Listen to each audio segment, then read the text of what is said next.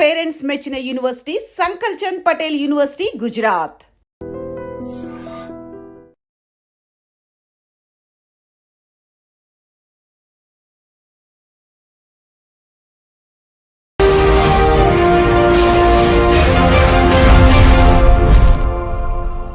నమస్తే, welcome to I dream social spotlight with Kavitha.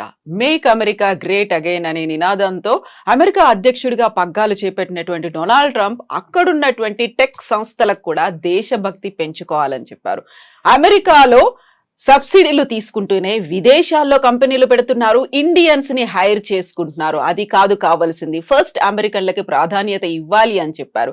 Actual గా మన భారతదేశానికి చెందినటువంటి ఉద్యోగుల మీద ఎఫెక్ట్ పడుతుందా? మన వాళ్ళు ఎలా ఆలోచించాలి? తిరిగి భారత్ కి రావాల్సినటువంటి పరిస్థితులు వచ్చాయా? మనతో పాటుగా ఉన్నారు centre for human security studies founder doctor Ramesh Kanneganti గారు. రమేష్ గారు నమస్తే. కవిత మేడం గారు. సో అమెరికా ఫస్ట్, లాయల్ గా ఉండండి అనేటువంటి మాటల్ని నిన్న ఏఐ సమ్మిట్ లో డొనాల్డ్ ట్రంప్ అక్కడ ఉన్నటువంటి కంపెనీలకు చెప్పారు. సో దాని సారాంశం ఏంటి? భారతీయులకు ఉద్యోగాలు అస్సలే ఇవ్వద్దు అనా, లేకపోతే మన వాళ్ళకి ప్రయారిటీ ఎక్కువ ఇవ్వమనా? Kavitha garu, first I would like to thank you for bringing out a wonderful and very timely topic. చాలా కాంటెంపరీ, లేటెస్ట్. అంటే మీరు గత 12 గంటల్లో జరిగిన దాని గురించి మాట్లాడమని అడుగుతున్నారు. సో మన ఐ డ్రీమ్ ప్రేక్షకులకి it's definitely going to benefit. నేను డాక్టరేట్ ఇన్ అమెరికన్ స్టడీస్ చేశాను, పిహెచ్డి ఇన్ అమెరికన్ స్టడీస్.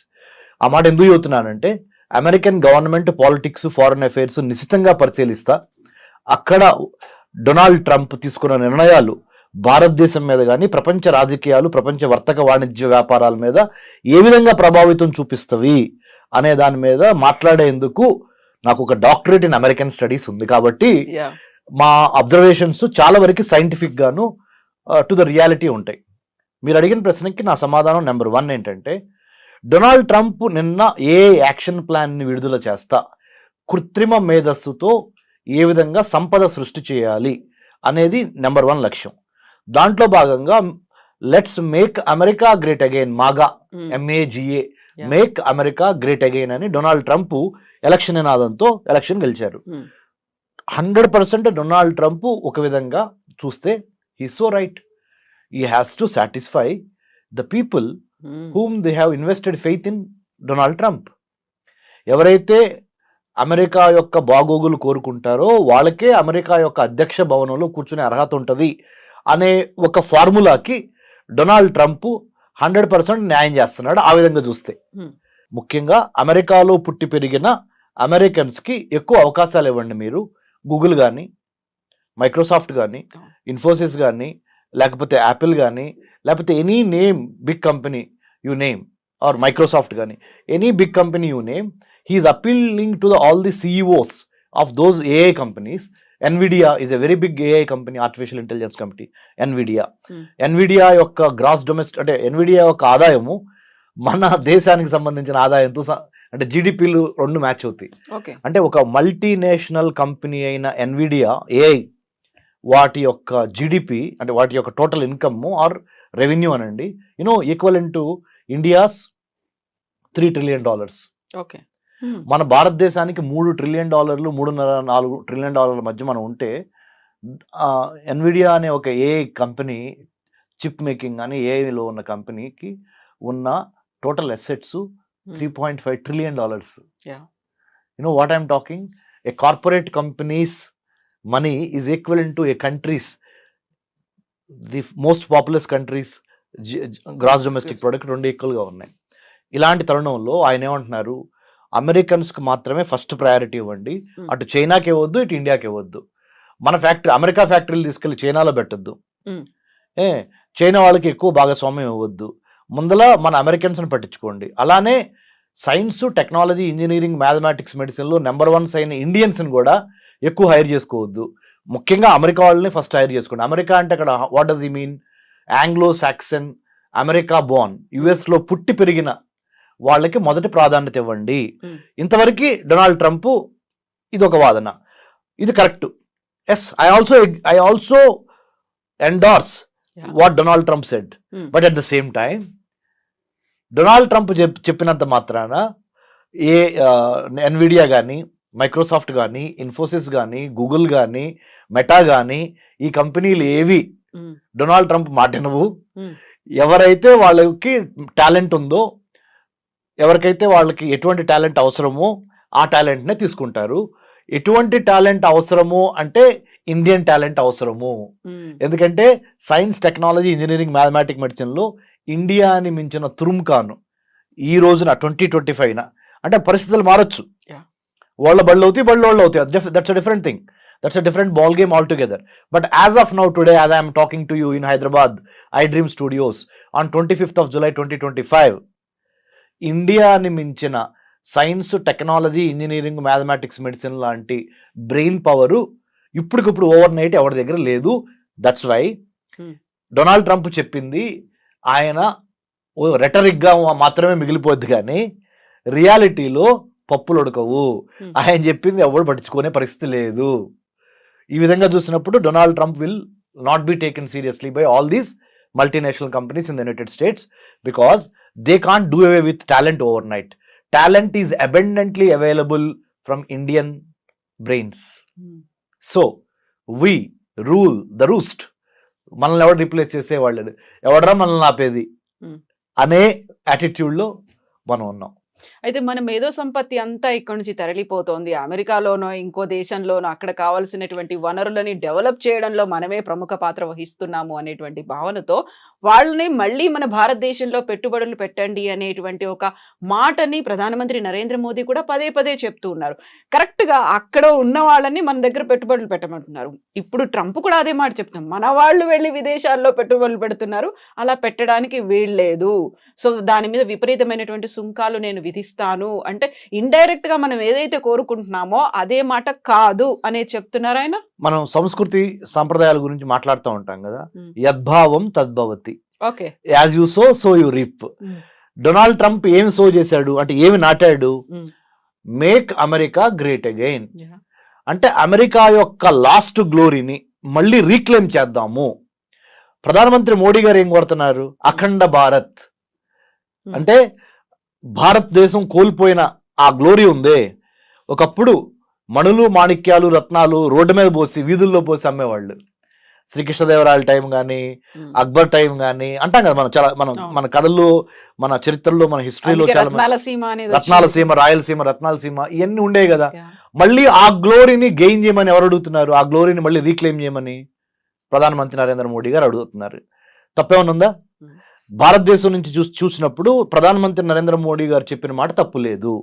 కానీ భారతీయులు కాకుండా బయట దేశస్తులు చూసినప్పుడు మోడీ గారి మీద అప్పుడు వాళ్ళు ఏమనుకుంటారు? ఓ, ఈయన మొత్తం అవకాశాలు ఓన్లీ భారతీయులకే ఇవ్వమంటున్నాడు, మేక్ ఇన్ ఇండియా అంటున్నాడు. Make in India, made for India, digital India, stand up India, ఈ మోడీ గారు చేసే పథకాలన్నీ ఇండియన్స్ కోసమేనంట. మనం వెల్కమ్ కాదు, ఇది ఫారెన్ టాలెంట్, మనం ఎందుకు వెళ్తాము, ఆయన మనకి మ్యాచ్ అవ్వదు అని భావన వస్తుంది. అట్లానే డొనాల్డ్ ట్రంప్ కూడా when he speaks for the country, because he one the election by American voters.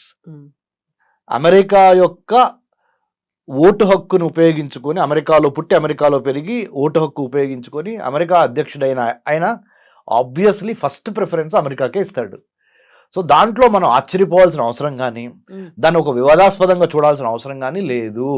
రియాలిటీని reality లాగా యాక్సెప్ట్ చేసి ఎక్కడ కలుస్తాము, ఎక్కడ విడిపోతాము, మళ్ళీ ఎక్కడ కలుస్తాము అని. There are no permanent friends, there are no permanent enemies in international relations. Only interest of that particular nation at that particular moment is permanent. అంతర్జాతీయ సంబంధాల్లో శాశ్వత శత్రువులు, శాశ్వత మిత్రులు లేరు.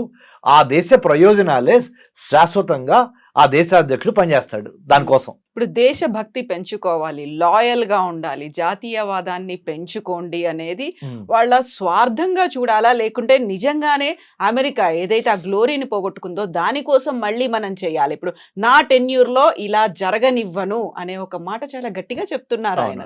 నేను ఒప్పుకోను అనేది అన్నారు కదా ఆయన. అవును, ఆయన చెప్పిన దాంట్లో ఒక అమెరికా పౌరుడిగా ఆయన్ని బాగా అప్రిషియేట్ చేస్తారు. మరి మనం భారతదేశంలో కూర్చొని ఆయన నిర్ణయాలను విశ్లేషిస్తున్నాం. మనకు తప్పుగా అనిపిస్తాయి కొన్ని రైట్ అనిపిస్తాయి. రైట్, సో సేమ్ లాజిక్ ప్రధానమంత్రి మోడీ గారికి కూడా. కాబట్టి మనం అసలు దీని గురించి చాలా సీరియస్గా ఆయన చెప్పాడు. నిన్న ఏ యాక్షన్ ప్లాన్ రిలీజ్ చేస్తా, ఏ కంపెనీ ఓనర్లకి అమెరికాలో ఉన్న వాళ్ళకి ఆయన ఒక పిలిపించాడు. ఏమని, బాబు ఫస్ట్ ప్రిఫరెన్స్ అమెరికాలో పుట్టి పెరిగిన మన వైట్ అమెరికన్స్కి ఇవ్వండి, వైట్ అనే మాట కూడా వాడలేదులే, అమెరికన్స్కి ఇవ్వండి అని అన్నాడు. తర్వాతే ఈ చైనా కానీ ఈ ఇండియా కానీ, ఎందుకంటే ఇండియా వాళ్ళ దగ్గర బాగా బ్రెయిన్ పవర్ ఉంది, చైనా వాడి దగ్గర బాగా మ్యానుఫ్యాక్చరింగ్ పవర్ ఉంది, అక్కడ ఉత్పత్తులు చేస్తున్నారు. వీళ్ళేమో వీళ్ళ తెలివితేటలతో సైన్స్లో number 1 Indians, technology, trade, talent, engineering, mathematics, medicine, ఏదైనా ఇండియా నెంబర్ 1. వాళ్ళకి కొద్దిగా తగ్గించండి, మన వాళ్ళకి ఎక్కువ ఇవ్వండి ఉద్యోగాల్లో అవకాశాలు, ఏ ఉద్యోగాల్లో ముఖ్యంగా అని అన్నాడు ఆయన. సో నేను దాన్ని తప్పట్లా ఒక విశ్లేషకుడిగా, చాలా రియలిస్టిక్గానే మాట్లాడాడు ఆయన. ఆయన దేశం యొక్క పౌరులకి మొదటి స్థానం ఇవ్వమన్నాడు. సో బట్ మనం ఏం చేయాలంటే, మనకి శ్రీరామ రక్ష ఏంటంటే మేడం, మన టాలెంటే, మన నాలెడ్జ్, మన స్కిల్, మన యాటిట్యూడ్, ఈ 3 గుర్తుపెట్టుకోండి. Knowledge, skill, attitude. If you have all 3 in alignment, మన జ్ఞానము, మన నైపుణ్యత, మన దృక్పథము, ఈ 3 కరెక్ట్గా మనము మ్యాచ్ చేయగలిగితే, 3టిని ఒక సమకోణంలోకి తీసుకురాగలిగితే ఎవడరా మనల్ని ఆపేది? అయితే యాక్చువల్గా దేశభక్తి మితిమీరినటువంటి జాతీయవాదంతో అక్కడ అమెరికా ఒక టాలెంట్ను కోల్పోతోంది అనే ఒక భావన, విశ్లేషణలు కూడా మొదలైపోయాయి కదా, ఏమంటారు? కరెక్టే, టాలెంట్ని అమెరికా కోల్పోతుంది. మీకు ఇంకో మాట చెప్తాను కవిత మేడం, మీరు కూడా చాలా your most educated and well qualified Kavitha garu. మీరు బరాక్ ఒబామా ప్రెసిడెంట్గా ఉన్నప్పుడు, I'm just taking back you to Barack Obama, what did he say? ఏం చెప్పారు తెలుసా? ఒక యూనివర్సిటీ గ్రాడ్యుయేషన్ సెరమనీలో ఆయన చీఫ్ గెస్ట్గా వెళ్ళి ప్రెసిడెంట్గా, ఇండియన్ స్టూడెంట్స్ని చూసి నేర్చుకోండి, వాళ్ళ మ్యాథమెటిక్స్, వాళ్ళ సైన్స్, వాళ్ళ గ్రిప్, వాళ్ళ డిసిప్లిన్, వాళ్ళ dedication, they are becoming number 1 in the whole world. American students are lagging behind in science and technology, mathematics. You got to step up your performance అని American కిడ్స్కి Barack Obama had given a caveat అంటే ఒక రకమైన warning. Otherwise Indian kids will take over, Indian kids will lead the way, they will become the leaders, you have to follow them. So better you catch up అని Barack Obama, the then president of the United States of America, అప్పుడు ఆ American స్టూడెంట్స్కి ఒక graduation సెరమనీలో యూనివర్సిటీలో చెప్పాడు.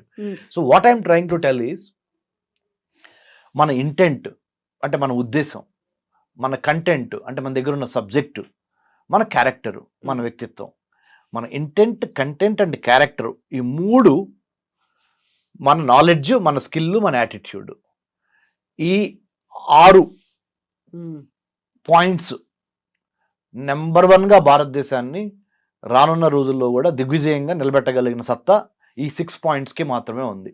Better we follow these 6 points or 6 themes. We should have the knowledge, skill and good attitude.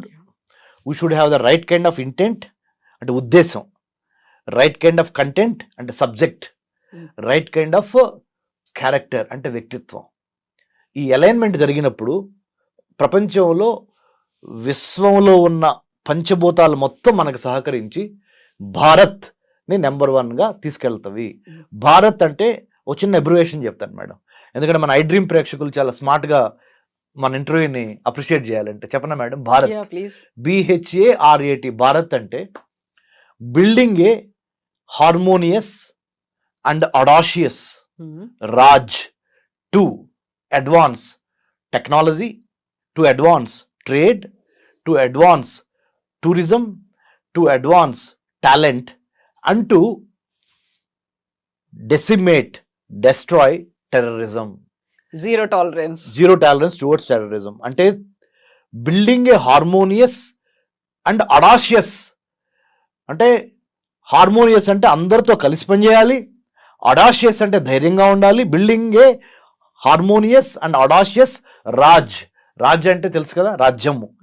రాజ్య నిర్మాణం ఎలా జరగాలంటే అందరిని కలుపుకొని పోవాలి, బట్ ధైర్యంగా ఉండాలి. ఆ రాజ్య నిర్మాణం దేనికోసం జరుగుతుంది? టు అడ్వాన్స్ వర్తకం, ట్రేడ్, ప్రతిభ, పాండిత్యం, పర్యావరణం అండ్ పర్యాటకం, Yeah. అండ్ టు స్టాప్ ఉగ్రవాదం. అది భారత్ అంటే నా అబ్రివేషన్. బాగుంది, చాలా బాగుంది. ఇప్పుడు మనం భారత్ గురించి మాట్లాడుకున్నప్పుడు నిన్న ట్రంప్ ఇంకొక మాట అన్నాడు, గ్లోబలైజేషన్ ని చాలా ఎక్కువగా మిస్యూజ్ చేస్తున్నట్టున్నారు, అది రాడికల్ గ్లోబలైజేషన్ లాగా మారిపోయింది, కొంచెం అలా ఆలోచించడం మానేయండి, మన కోసం, మన అమెరికన్స్ కోసం ఆలోచించండి. I want to thank you. You know what?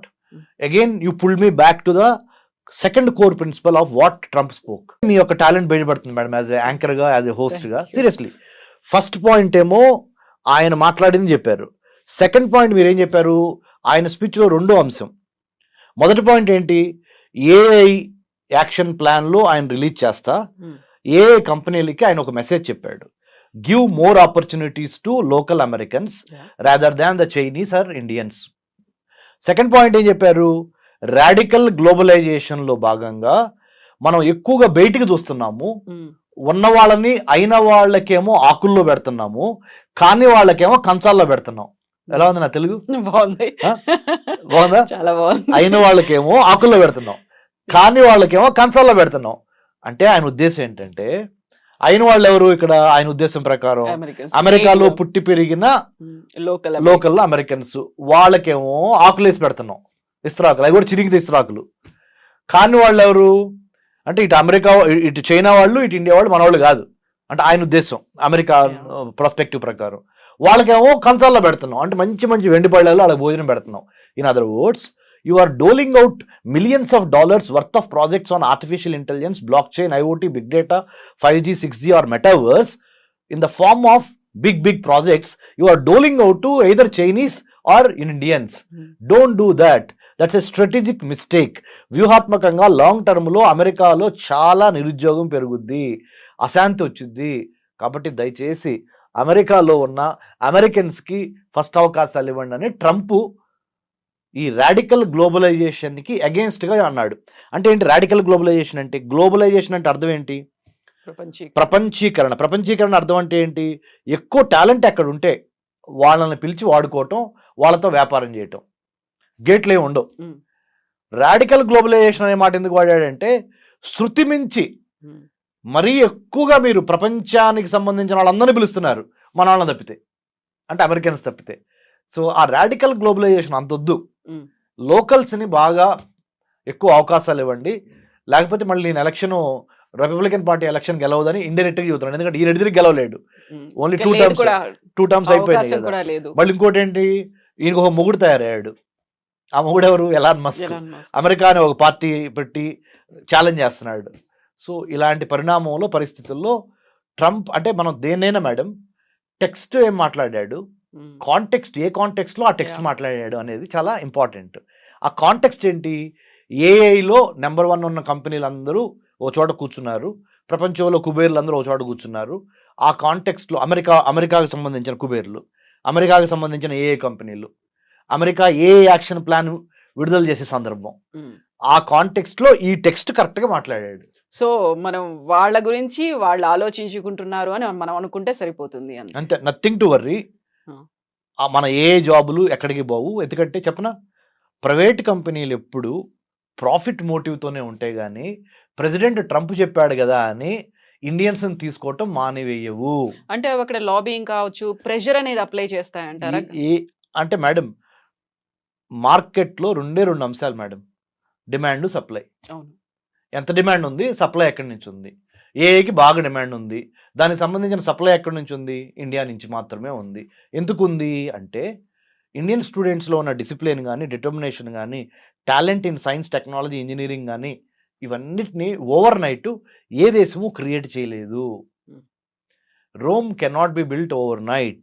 Same way Indian talent cannot be emulated or copied or built overnight by any other country in the world as of now.